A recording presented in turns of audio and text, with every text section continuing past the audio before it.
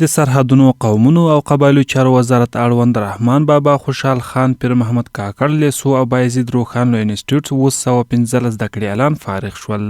د دغه وزارت وزیر مولا نورالله نوري په دې تړاو جوړ شوي مراسمو کې د نظام او هیواد ساتنې لپاره د عصري علم پر زده کړه ټینګار کوي او په وینا یې د دیني او عصري زده کړو ترمنځ د فاصلو رامنځته کول د پردیو فکر او دسیسې دي. نوموړی فارغ شوي زده کړیالانو ته په خطاب کې وایي چې دوی به تل د زده کړیالانو ترڅنګ ولاړ وي او هیڅ همکاري به ترې ونه درېغوي. ګورئ ورونو، دا سوال د چا سره پیدا نشي چې مدرسه او لیسه، دا سوال د چا سره نشي پیدا چې پوهنتون او حجره، دا سره جلا دي. دا غربي فکر ده، دا د اشغالګرانو دسیسه ده، دا د خدای تعالی د دین د دشمنانو او د افغانستان د دې مقدس خاورې د دشمنانو یو پدیده او فاسده دسیسه ده چې په دې ملت کې خپروي. ورته مهال دغه وزارت د تعلیم او تربیه رئیس مولوي عبدالرحمن رحماني د علم او پوهې زده کړه مهمه بولي او د غرض له فارغ شویو زده کړیالانو غواړي څو خپلې زده کړې لا لوړي او د خدمت په موخه ترسره کړي.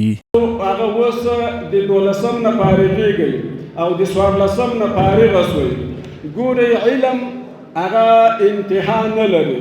تاسو به دا نه وایئ زه ولاله 12 نه فارغه شوم، نور به هغه خپل دنیوي معاملات په مخ بیاړي. الله رب العالمین درته وایي تاسو د دښمنانو دپاره رڼه په تیاروئ. نن که عصري تعلیم ته حاصلې او په دې باندې د کافرو دپاره ته ځان به آماده کوې د هغوی مقابلې ته، نو دا یقیني په موږ تاسو باندې فرض ده چې د کافرو مقابله په موږ فرض ده.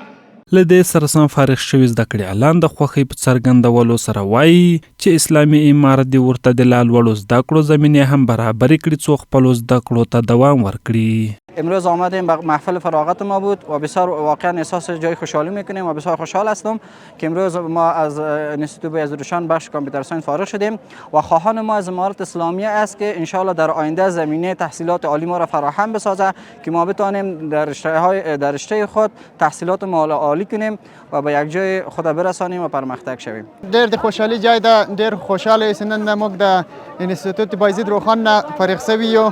موږ د اسلامي امارت نه دا غوښتنه کوو چې آینده ته کوشش وکړي، موږ ته ښه پلانونه جوړ کړي، مثلا لابراتوارونه جوړ کړي او موږ غواړو چې خپله پرمختګ وکړو، خپل درسو ته ادامه ورکړو. د یادونې وړ ده چې دغه زده کړیالان 215 له رحمان بابا، 229 خوشحال خان، 4 له پیر محمد کاکړ لیسو او 120 د بایزید روښان انسټیټیوټ فارغ شول.